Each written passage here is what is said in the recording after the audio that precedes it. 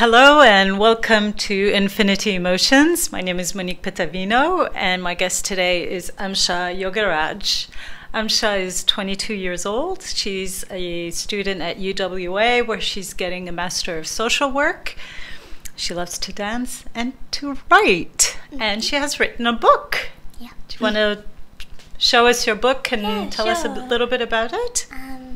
So this is the book that I self-published beginning of this year around March, and it's called The Fall, Rise and Growth.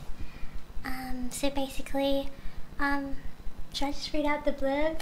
If you want to. Okay, so reflections and simple self-help poetic dialogue from me, Amsha Yogaraj, and illustrations by Monique. So I was very fortunate to have one of my very close friends illustrate for the book. She was a high school friend, and yeah, so she has these amazing illustrations in it. Maybe later you can show us a few of them, yeah? Definitely. So the words written reflect that of hope, anxiety, grief, loss, aspiration, rejection, and inspiration, as well as the trials and tribulations that come with the falls, the rises, and growth of one's life. It was written with the hope for one to carry on, no matter the difficulties they face.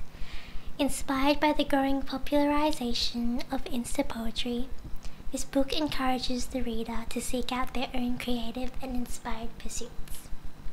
Great, that sounds great.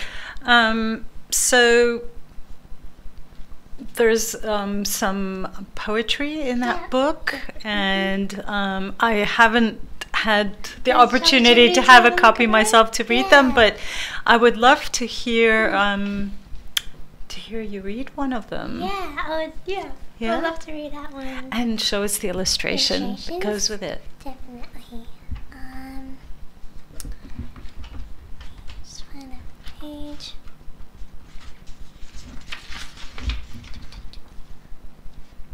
Okay.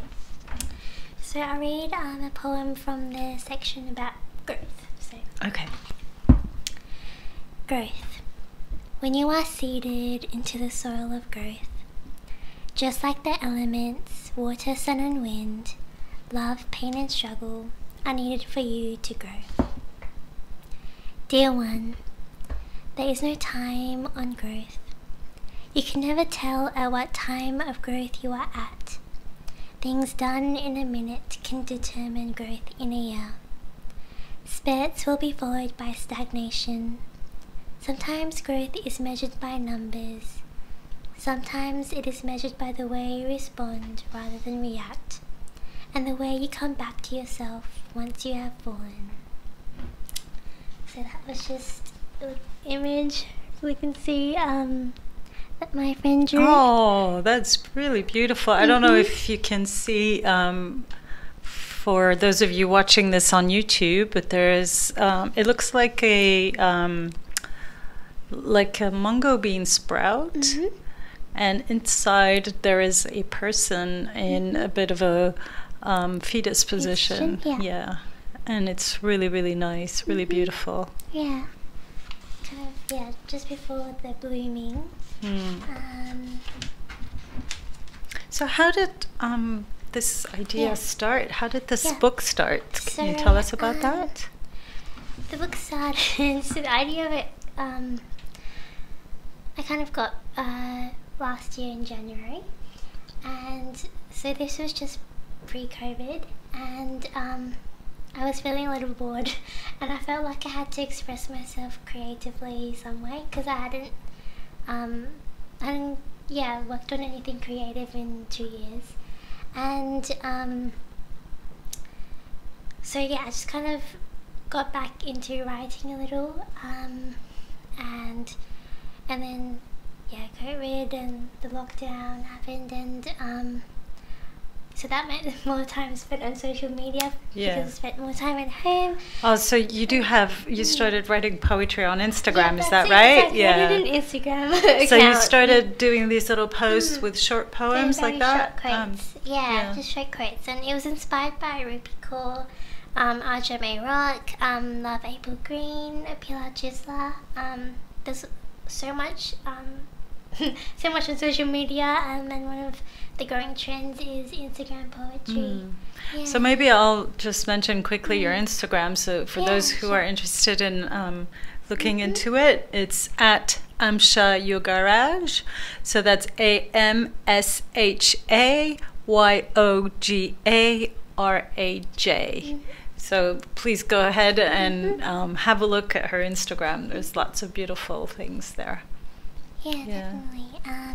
So it started with that. And then it developed into poetry writing. Poetry. So the idea of it was to write a journaling kind of book. But then you see, it became a little poetry quote book. That's great. And did you have any form of learning on how to write poetry? Because there are specific ways of writing that are different from like writing a story when you write poetry, right? So in high school, English was one of my favorite subjects, even though I wasn't the top student in English. But whenever we had to do a writing task, I would always write poetry or persuasive writing. So spoken word, that was what I was into in high school, spoken word, and expressing myself through that way. And then I hadn't written poetry in a few years after graduating high school. And then, so I hadn't done any kind of creative writing. And then I got into, because I was kind of just writing lab reports just from studying psychology. So I felt very dry creatively. When I wrote this book, it was kind of just a way to express myself without any expectations of how it would turn out. That helps not to have expectations. And just kind of like go with the flow, and because I did feel a bit of frustration in that when I was writing. I was like, it's very simple. It doesn't have any literary techniques. Like it wouldn't win a literary prize but it was just kind of written with like heartfelt intention. I guess just to express myself in an authentic way. That's great. So you, I'd like to talk about you a little bit. So you are born in the United States. Yes, I was born there. Yeah. And your family, your parents are Malaysian? So they're Singaporean.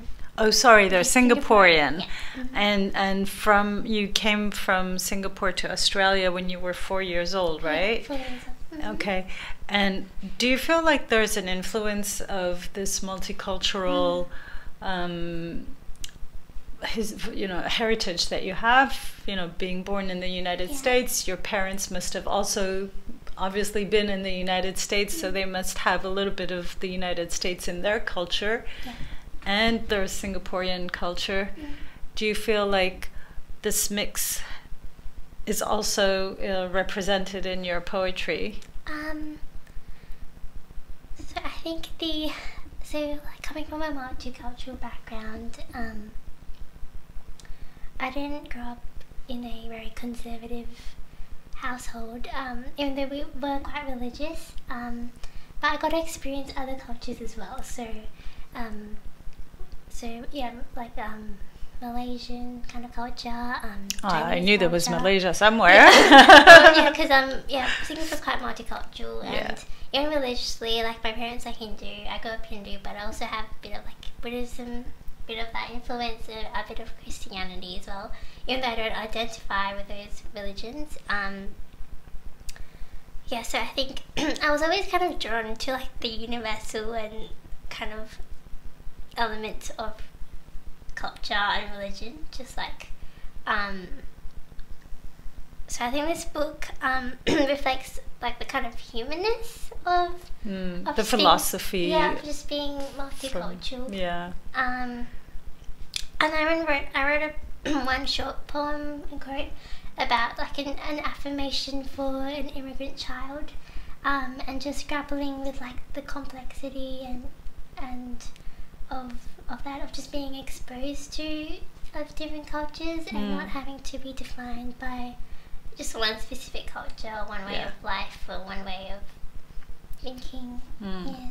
Being a bit of citizen of the world. Oh, yeah, that kind of mentality. Yeah. I feel like that too. Also, with the multicultural background, if you ask me where you're from, I don't really know. Well, I am from different places, and wherever I am, I always long for the other place where I've lived, where I've grown up and built a part of myself as well. So that's all very interesting, Amsha. Would you like to read us another poem, maybe? Yeah, sure. Read out Blooming, perhaps? Yeah? Yeah. Okay. The blooming. A flower has to wilt, and leaves on a tree have to fall for the blooming. If you are wilted, you are about to bloom into the season of becoming into all that you are meant to be. It is a natural cycle for the growth, bloom, and death of our best and worst selves. What matters is that we exist, rain, hail, or shine. And that's just a little flower illustration that my friend drew. Beautiful. Can you tell us the name of your friend who illustrated it again? Sorry, Anuki Jagadoje. Okay. I really like the way you read them. You seem you kind of there's a feeling of centeredness. It's like you pause, you center, and you start reading, and you've got another tone of voice, and it's really, really enjoyable.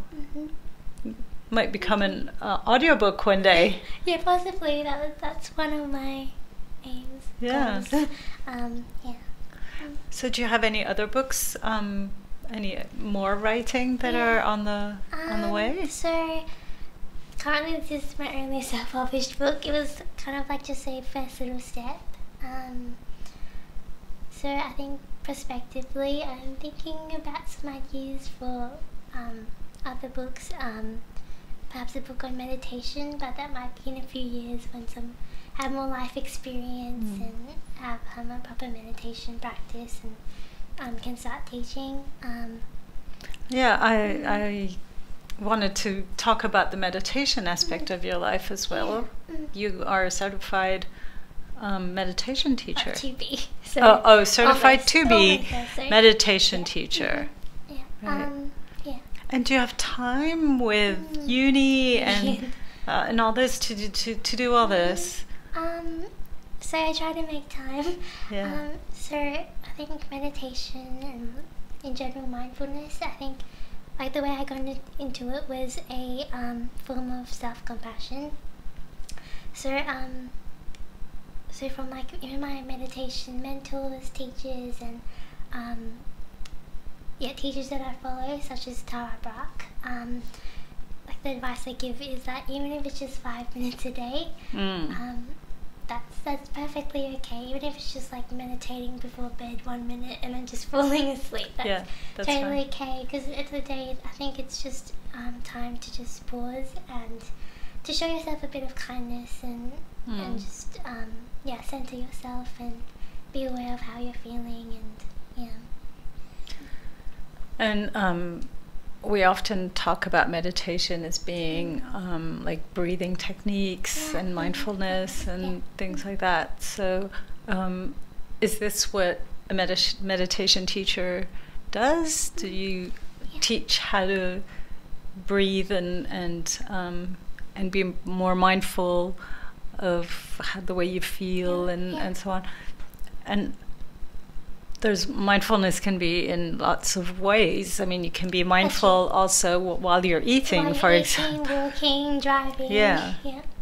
So I think that's one kind of aspect that I was drawn to meditation, just because there's a variety of techniques, and so simple mindfulness exercises can be, as you mentioned, so mindful eating, walking, or just simply sitting and breathing, or just going through a body scan. or they can even be music meditation, sound meditation. You can have mantra meditation. That's generally a bit religious, or even just like affirmation meditation. Yeah. So it's quite broad. Yeah. So maybe that's another book that you can think of writing one day. Yeah, Would you ever consider writing stories, for example? Stories. I don't know, maybe fiction or... Yeah. So I don't think I would. I have some amazing friends who are very talented writers, and I think they would be great novelists. I think if I write, it would either be poetry, persuasive writing, blog posts, or maybe even like a little biography. Yeah. What does persuasive writing mean? So persuasive writing, just thinking back to high school English. So it's like writing kind of a speech, or okay. So yeah, kind of like writing a little speech with the aim of creating change or persuading an audience. Yeah. Okay. All right. So I'll show your book again. Yeah, so this is Amsha Yogaraj, and her book is called The Fall, Rise and Growth. And she's got lovely illustrations made by her good friend Anuki Jagodache. And is there anywhere where can we buy these books? Yeah, so currently the Kindle version is only published. The paperback version is still in the works. So if you just go to my Instagram handle, there's a link there where you can view the ebook and purchase if you'd like to. Yeah. Okay, so I'll remind you of Amsha's Instagram. It's at Amsha Yogaraj. So that's AMSHA YOGARAJ. So I'll start again. At Amsha Yogaraj. That's AMSHA YOGARAJ. And you can find on her bio, you can find the link to buy the ebook of The Fall and Rise and Growth. The Fall, Rise and Growth. And there's a lovely illustration here also. I really like that. The sun rising in between the mountains with the water. Very nice. Well, thank you, Amsha. Thank you for coming.